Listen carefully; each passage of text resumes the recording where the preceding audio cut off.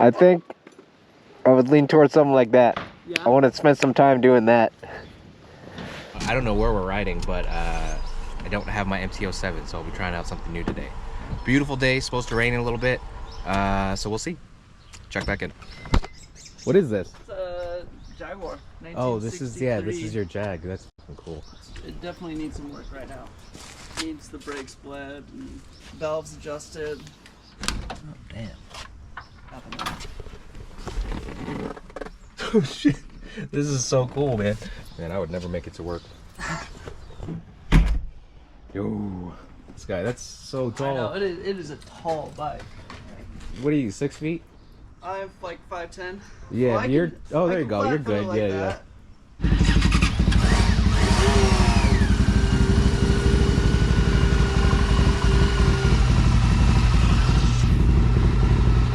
$5,800 miles on it. That's not bad at all. That's new. Oh, it's new.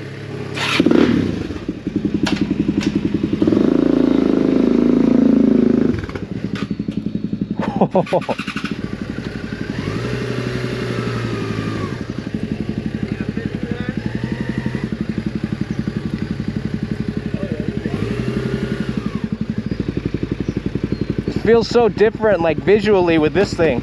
Yeah, with the fairings. I feel like MT-07 is way more of like a naked bike. Yeah, it's got none of that. Maybe go downtownish. Okay. Gas station, fill up, and then we'll see what we want to do from there. All right.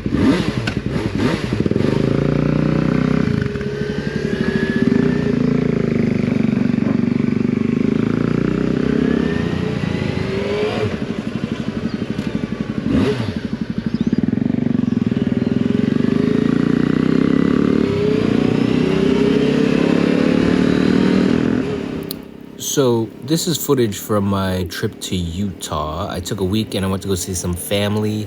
It was kind of an impromptu trip. I actually had a death in the family, so I went out for not fun reasons. But I did get to see my cousin, and he too rides motorcycles, and I was excited to see him because he's been following my adventures, and I really wanted to see what he's been up to as well. So he was kind enough to borrow a bike from a friend, the one that I'm riding here in this video, and I got to take it out for a spin. This was particularly fun because I've always wanted to ride an inline 4. For the past year and a half, I've been very curious about what it's like to ride one of these bikes and how the engine feels. I've done all my research and I know theoretically what it should be, but I've never been on one until this day. So I want to shout out to my cousin for hooking it up. And yeah, it's everything that everyone says it is. It's super smooth. It's really fun once you get it up to speed. Not so much when you're down low in the rev range and you're in first and second gear, but once you rev it out, like right here, that's not even all the way. It is just a tremendous amount of fun. I can see why people get into trouble on these things because it is so easy to just kind of get carried away with playing with that entire gear. That entire rev range is so easily manipulated because there's so much of it. And unlike my MT-07, it's not like this surge of power at the bottom. I know that surge of power comes at the top, so you have to work to get there, and how you get there is completely up to you. I stalled it out. Yeah. You gotta get it rolling a little to let go. Man, it's so fucking smooth. It's crazy. I'm so used to the MT-07 is a little chuggy down low. And probably like that, you can feel it. Oh yeah. So the one thing I did not like about this bike, and it's not so much that I didn't like it because I didn't really get to ride it long enough to like or dislike things about it. But the one thing that struck me as very, very different right off the bat was how this bike handles at low speeds. I'm very used to my naked bikes, between my MT-07, my Indian FTR, my BMW G310R. All of those bikes are, for lack of a better term, flickable. This bike is not that. At lower speeds, you really have to, I wouldn't say force the bike, but you have to put effort into getting it to take a corner at lower speeds. When you hit the higher speeds, the bike really kind of comes together And when you lean, it feels very, very solid in a way that the naked bikes that I just mentioned don't. So clearly, I mean, just by the design of the bike, you could tell it is designed for speed, and at lower speeds, it doesn't feel so comfy. I get it, that's fun. Once you lean off a little bit, then it flicks in. On mine, you can like sit here and lean it in. This one, you gotta kind of get a butt cheek off for like a little bit. I wish you'd ridden my other motorcycle, my ZX6R. That thing was. Well, that you're like down here. Yeah. So the $1 million question is, could I see myself buying this bike? And the answer is kind of sad. It's because it's a yes and no. You know, where I'm riding this bike in this video, it's absolutely perfect. If I lived in a place like this, I would say, yes, I'm going to buy this bike next year and I'm going to enjoy the hell out of it. But I live in a city and I just can't see myself fully enjoying the bike, getting the most out of the bike where I'm at. Here, the roads are wide, they're well kept. There's probably a minimum of a mile in between each stoplight. So you can really enjoy that rev range that I was talking about. You can really learn how to kind of master and manipulate this bike. But in a city, you just won't get that opportunity. And it's so sad because I don't even have the option of considering buying this bike as a responsible adult. The boy in me says, yeah, go ahead and do it. But, you know, just looking at my life practically, I don't think I'll have a good time with it because I would just be down in the bottom of the rev range for the majority of my rides, not ever being able to touch that power band. So, unfortunately, I have to give it a hard pass while I'm in a city. It's like super like mellow, but like just enough of an aggressive stance that it's like comfortable. That like Yeah. I like it. Yeah, I get why people like inline fours, but that power comes way up. So it's not boring, but it's like, it's slow to hit that peak, and then all of a sudden you're going.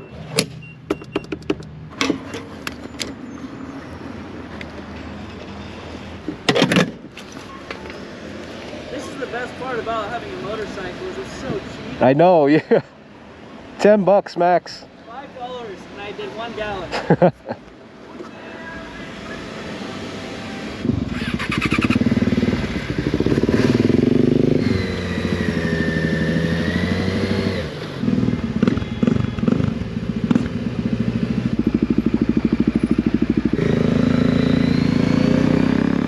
So at this point in the ride, we switch off. I didn't get as much time on his DRZ-400, but I did get to try it out and just kind of see what it's about. We didn't really have much time to play around with. We had about an hour and a half to kind of sneak out and go for a ride. Ideally, we would have gone up to the canyons, driven by Alta, all up in those beautiful mountains that Utah is so known for, but we just didn't have the time. So yeah, we get to switch off a little bit. I get to try his bike, which is a completely different beast, but really fun in its own right. So that was really fun. Oh man, that's a lot of fun. I feel like getting on the highway though is where you feel it, like third and fourth. It's probably where it's like. I know its first gear is almost like sluggish. Like it gets up there, but Let me give this a shot. Yeah, absolutely. I'm gonna. it's really torquey on the low end, especially in first and second gear. Oh shit. If you're not downshifting, coming to a stop, sometimes it's hard to get it into first gear. Okay. You just kind of, you know, rock it back and forth a little bit with the clutch in. Gotcha. Neutral. It does have a lot of power. It's a 400, but it's got some aftermarket parts to it. Okay. And it will, it's got a lot of suspension travel too. Yeah. Clutch disengages really, like, pretty quick. Woo!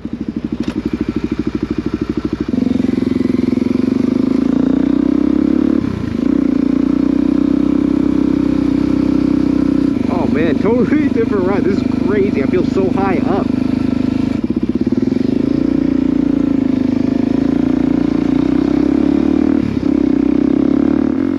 So obviously a completely different ride. This is a single cylinder 400cc Suzuki DRZ. Basically a dirt bike. Street legal dirt bike. Ergonomics, so you're basically sitting in a desk chair. You can see right over the front wheel, which is how dirt bikes are designed, so you can see what's coming in front of you. And very, very cushy suspension. He has the Yoshi exhaust on it, so it's loud, it's comfortable, and the bike is very flickable. So that all just translates to an incredibly fun ride. Completely different than the 6R. 6R is built for speed. This is built for fun. I'm not even gonna try to compare the two because they're just different animals. But I could totally see myself riding this in the city. This is really city back roads type of bike. If it wasn't so goddamn high, I'd be sold on it for a city bike. I was barely tiptoeing this bike. So I think, and again, in a place like this, a non-dense city, it's a perfect bike. But if you have to go from light to light and keep stopping, it would be a workout on my calves, honestly, to get off and on the bike over and over and over again. But extremely fun ride. And yeah, if I had unlimited resources, like I said before, I'd buy this bike too. It's so much better with an exhaust. Holy shit, I can feel it in my chest. I love that bike. I would have a hard time selling it. Yeah, and this wants to come up, man. Like, if I was better at popping it up, I'd do it. Yeah. I think I'd probably fucking yeet it, but oh shit, okay. What are you at? 248. This in fluid, maybe?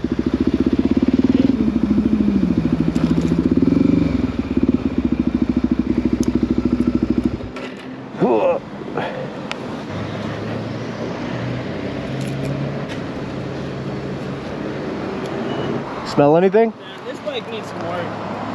It's oil? Or no, sorry, coolant, yeah? Yeah, All right, guys, just checking in. We pulled over to get some gas and a couple drinks. I got to ride both this Suzuki DRZ-400 single cylinder thumper. Super fun, very upright, and higher seat position. It's like, I don't know, 32, 33 inches up.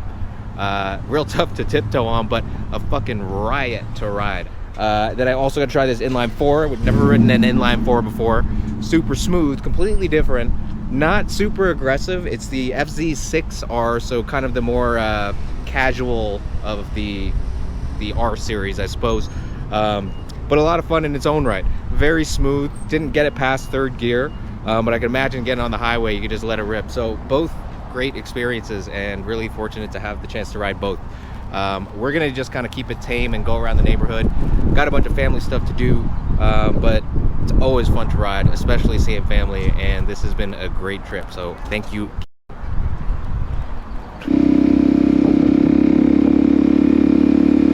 So that about sums up this video. Again, it was kind of not planned, so I just kind of grabbed my riding gear, grabbed my GoPro, threw it in my bag right before I got on the plane, and here we are. I absolutely love trying new bikes. That's what I've learned from this trip, is that more so than getting another cool bike, I think just trying out bikes. Like, if I could go on 1,000 test rides of bikes and not buy any of them, I would, just because it's amazing to feel what these different bikes are capable of, how they're designed, and what their intentions are. It's such a cool craft, and that's why I have this channel. That's why I ride motorcycles. That's why I do what I do. So I appreciate you guys checking out the video. Make sure to subscribe for more content, and check out my channel. I have a couple videos up there. Recently I've been doing this thing, learning how to wheelie on my MT-07.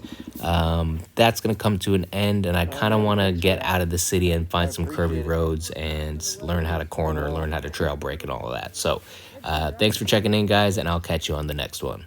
I think I would lean towards something like that. Yeah. I want to spend some time doing that. Getting on the highway, Yeah, this isn't fun on the highway. But this, like, I want to wheelie this because, like, I pulled the clutch in, I blipped it a couple times, and you can feel it, like, without even changing the throttle. It just kind of. It wants to go. Yeah.